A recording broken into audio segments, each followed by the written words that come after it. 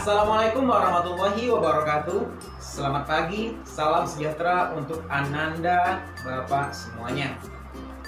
Senang sekali pada pagi hari ini kita masih bisa belajar secara online melalui channel YouTube Akun Pintar SMP Negeri 44 Pekanbaru bersama saya Bapak Muhammad Zakri SPD, Guru IPS kelas 7.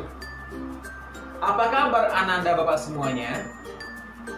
Alhamdulillah, Bapak harap kita semuanya berada di dalam kondisi sehat walafiat, sehingga Ananda dapat mengikuti proses pembelajaran ini dengan penuh semangat, cermat, dan akurat. Baiklah, pada hari ini kita akan membahas materi pelajaran IPS yang pertama, yaitunya mengenai ruang dan interaksi antar ruang. Oke, dan setelah nantinya Bapak selesai menjelaskan materi pada hari ini, Bapak harapkan Ananda semuanya dapat 1.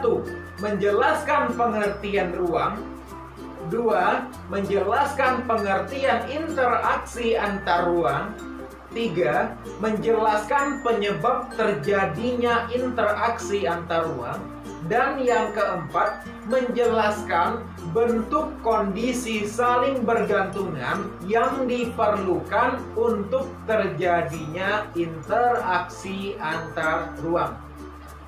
Jadi ada 4 poin yang Bapak harapkan Ananda bisa melakukannya setelah nanti Bapak selesai menjelaskan materi pada hari ini. Baik, kembali ke materi ruang. Ruang. Apa itu ruang? Ruang itu adalah kata-kata yang sering kita dengar di dalam kehidupan sehari-hari. Ada ruang kelas, ada ruang tamu, ada ruang laboratorium, dan juga ada ruang olahraga. Namun, apakah itu yang dimaksud dengan ruang? Nah, Bapak tahu, ruang adalah tempat di permukaan bumi, baik secara keseluruhan atau hanya sebagian yang digunakan oleh makhluk hidup untuk tinggal. Makhluk hidup, kuncinya adalah tempat yang digunakan oleh makhluk hidup untuk tinggal. Apakah hanya manusia saja? Tidak. Makhluk hidup ada manusia, hewan, dan tumbuhan. Jadi semua tempat yang ditinggali oleh manusia, hewan, dan tumbuhan adalah ruang. Jadi itu adalah pengertian ruang. Untuk lebih jelasnya, mari kita lihat ilustrasi berikut ini. Ini bumi. Bumi menjadi tempat tinggal bagi seluruhnya makhluk hidup. Ini rumah, menjadi tempat tinggal bagi manusia. Ini akuarium, menjadi rumah bagi ikan. Dan ini ruang kelas, menjadi tempat belajar bagi Ananda semuanya. Apa maknanya? Maknanya adalah seluruhnya yang ada pada bumi ini, seluruh tempat yang ada bumi ini, selagi ada kehidupan di dalamnya, selagi ada makhluk hidup di dalamnya, disebut sebagai ruang. Jadi, ruang itu tidak hanya sebatas permukaan tanah saja, tetapi ada laut, udara, bahkan lapisan tanah terdalam yang ada organisme-organisme kehidupan lainnya. Jadi ruang itu sangat luas. Jadi bisa kita simpulkan, ruang adalah seluruh lingkup kehidupan yang ada di bumi ini. Lalu, apa ya yang menjadi penyebab terjadinya interaksi antar ruang? Nah, mari kita lihat ilustrasi berikut ini. Yang pertama, wilayah A. Yang kedua, wilayah B. Wilayah A berada di daerah pegunungan, berhawa sejuk, tanahnya subur, suhunya dingin. Sementara wilayah B berada di daerah pesisir, pinggir laut, berhawa panas, dan tanahnya tidak subur. Daerah A menghasilkan sayur mayur, menghasilkan padi, menghasilkan tanaman-tanaman, bunga-bunga, dan lain-lainnya.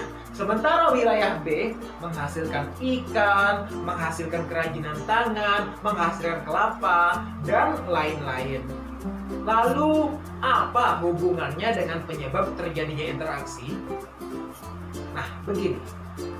Orang yang berada pada wilayah A, mereka itu berlimpah sayur mayur, tetapi mereka nggak punya ikan.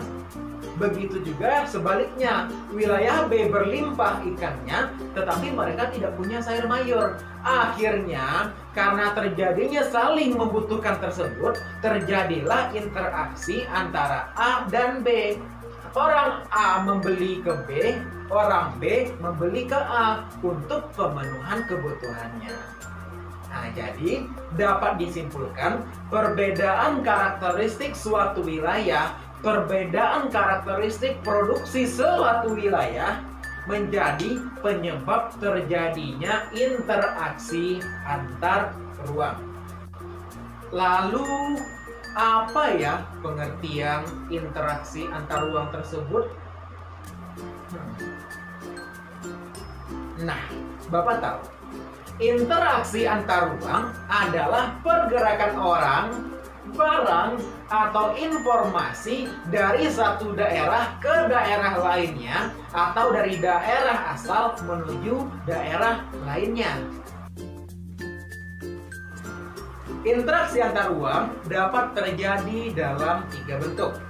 Yang pertama, mobilitas penduduk, yaitunya interaksi antar ruang yang terjadi yang diakibatkan oleh terjadinya perpindahan manusia atau pergerakan manusia dari suatu tempat ke tempat lainnya.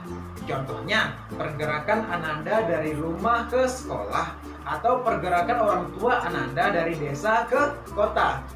Itu bentuk interaksi antar ruang yang pertama. Yang kedua, interaksi antar ruang dalam bentuk perpindahan barang, yaitunya interaksi yang terjadi dikarenakan terjadinya proses perpindahan barang dan jasa dari suatu daerah atau dari suatu ruang ke daerah lainnya. Contohnya perdagangan dan transportasi. Dan yang ketiga adalah interaksi antar ruang dalam bentuk perpindahan informasi. Apa maksudnya?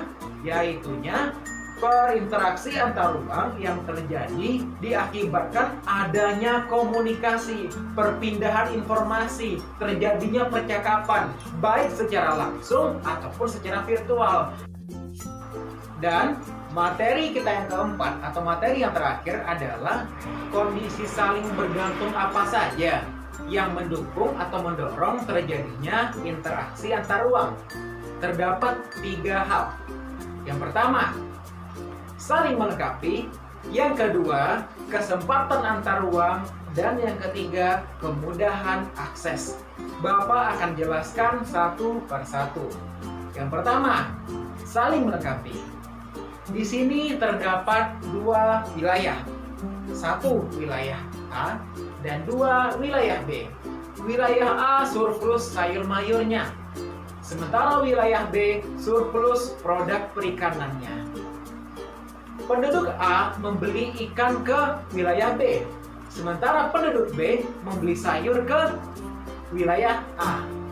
Jadi, antara kedua wilayah terjadilah saling melengkapi dan saling membutuhkan, sehingga terjadilah interaksi antar ruang.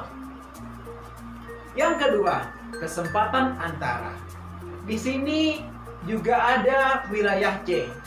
Ternyata secara jarak antara wilayah C ke wilayah A itu jauh lebih dekat.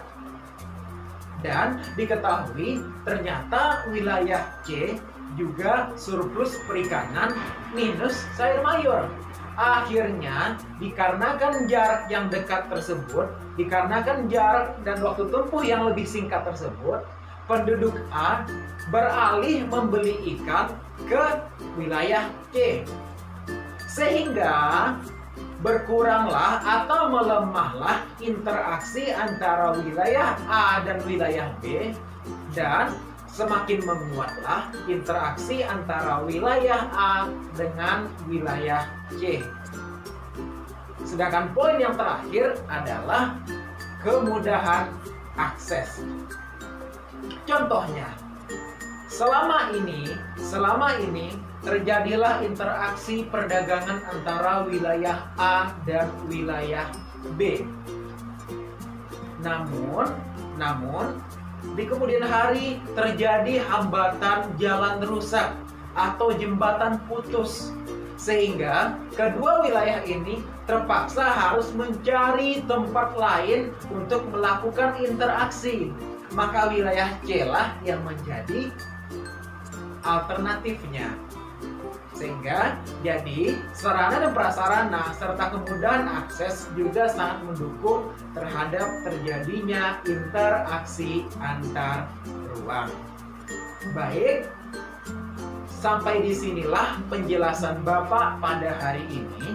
Bapak harap Ananda dapat memahaminya dengan baik, Ananda mampu menjelaskannya kembali, dan Ananda mampu menjawab soal-soal berikut ini. Soal yang pertama. 1. Jelaskanlah pengertian ruang. 2. Jelaskanlah pengertian interaksi antar ruang. Dan yang ketiga, jelaskanlah faktor-faktor yang mendukung terjadinya interaksi antar ruang.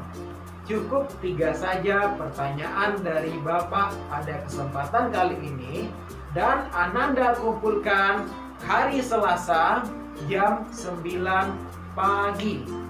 Oke anak-anak, Ananda kumpulkan tugasnya hari Selasa jam 9 pagi. Bapak tutup.